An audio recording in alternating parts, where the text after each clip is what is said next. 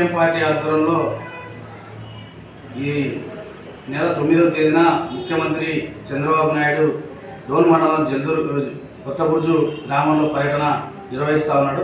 ఈరోజు సిపిఎం పార్టీగా మేము ఈరోజు ముఖ్యమంత్రి గారిని అడుగుతా ఉన్నాం.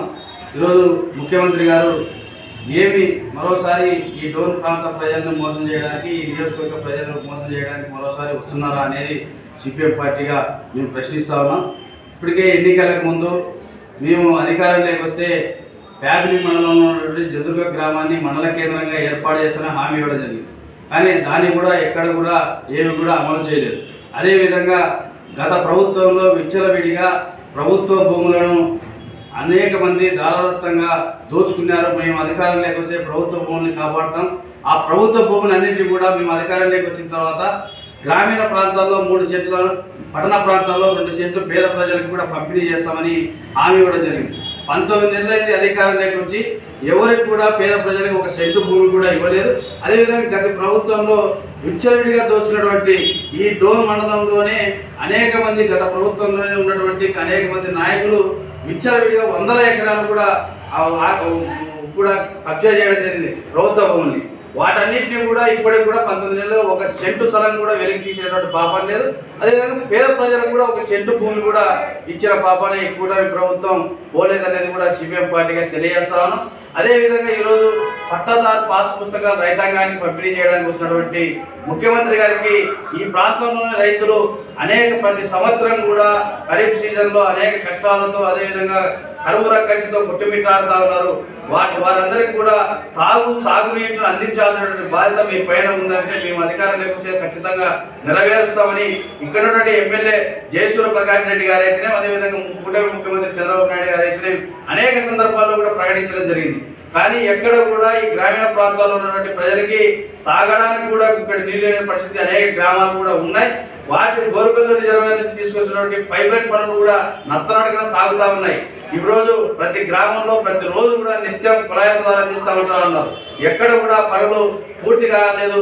తక్షణమే యుద్ధ పథకానికిన ఈ నియోజకవర్గంలోని గ్రామీణ ప్రాంతాల్లోని ప్రజలందరికీ కూడా తాగునీరు అందించే విధంగా తక్షణమే పనులను కూడా యుద్ధ ప్రాతిపదికన నిర్వహించాలి. అదేవిధంగా అనేకమైన చెరువులను నింపి ఈరోజు తూతూ మంత్రంగా వివరిస్తున్నారు. ఆ విధంగా కాకుండా ప్రజలకు సౌకర్యవంతంగా, రైతాంగానికి ఉపయోగపడే విధంగా సాగునీరు అందించే విధంగా ఈరోజు ఈ ఎమ్మెల్యే గారి కూడా ముఖ్యమంత్రి గారి చొరవ తీసుకోవాలని, అదేవిధంగా ఈ డోన్ నియోజకవర్గంలో మైనింగ్ కళాశాల ఏర్పాటు చేస్తామని, అంటే ఉమ్మడి రాష్ట్రంగా రాష్ట్ర విభజన సందర్భంగా ఈ డోన్ ప్రాంతంలో మైనింగ్ కళాశాల ఏర్పాటు చేస్తామని దాదాపుగా 20 సంవత్సరాలుగా చెప్తా ఉన్నారు. కానీ ఎక్కడ కూడా ఆ హామీగానే మిగిలిపోతా ఉంది. ఎక్కడ కూడా మైనింగ్ కళాశాలకి పునాది కూడా పడలేదు. తక్షణమే మైనింగ్ కళాశాల ఏర్పాటు చేయాలి. అదేవిధంగా ఈ రాష్ట్రంలో ఉన్నటువంటి ప్రజలందరికీ కూడా శుభశిక్ష పేరుతో మీరు ఇచ్చినటువంటి హామీల ప్రకారం మహిళలకు ప్రతి మహిళకు కూడా 1500 రూపాయలు అందించాలని, అదేవిధంగా ఈరోజు మహిళలందరూ కూడా ఉచిత బస్సు వల్ల అనేక ఇబ్బందులకు కూడా గురవుతున్నారు. మహిళలే కాకుండా సాధారణ ప్రజలు కూడా ఈరోజు ఇబ్బందులకు గురి చేసే పరిస్థితి. తక్షణమే రాష్ట్రంలో అన్ని ప్రాంతాల్లో కూడా బస్సుల సంఖ్య కూడా పెంచి ప్రజలకి సౌకర్యవంతంగా బస్సు సౌకర్యం కల్పించాలని, అదేవిధంగా నిరుద్యోగులకు ఇచ్చిన విధంగా ఉద్యోగ అవకాశం కల్పించాలి. లేకపోతే కనుక నిరుద్యోగ వృత్తి 3000 రూపాయలు ఇస్తామని మీ తనయుడు మీరు కూడా హామీ ఇవ్వడం జరిగింది.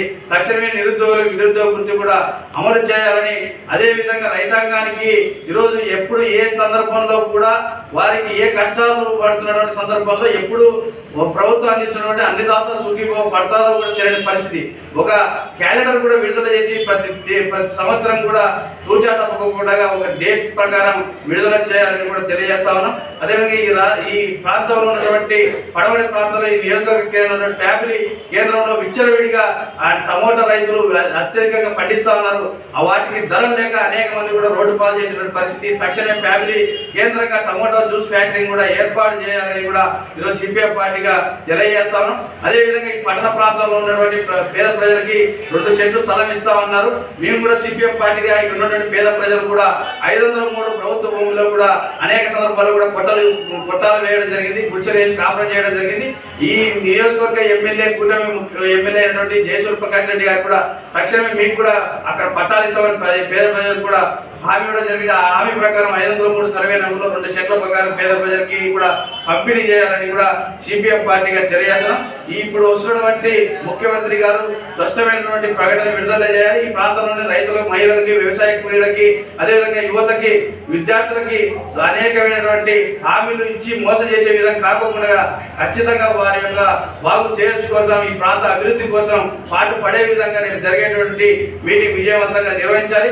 లేకపోతే కనుక మీరు మరొకసారి కూడా ఈ ప్రాంత ప్రజలను మోసం చేసే విధంగా కొత్తపూడిలో జరిగే బహిరంగ సభను ముగించుకొని పోతే కనుక రాబోయేటువంటి కాలంలో ఈ ప్రాంతంలో కూడా ఎక్కడికెక్కడ కూడా మీరు ఎక్కడ కూడా పర్యటన నిర్వహించిన సిపిఎం పార్టీగా ఉద్యమ కార్యాచరణ కూడా నిర్వహిస్తామనేది కూడా తెలియజేస్తాం.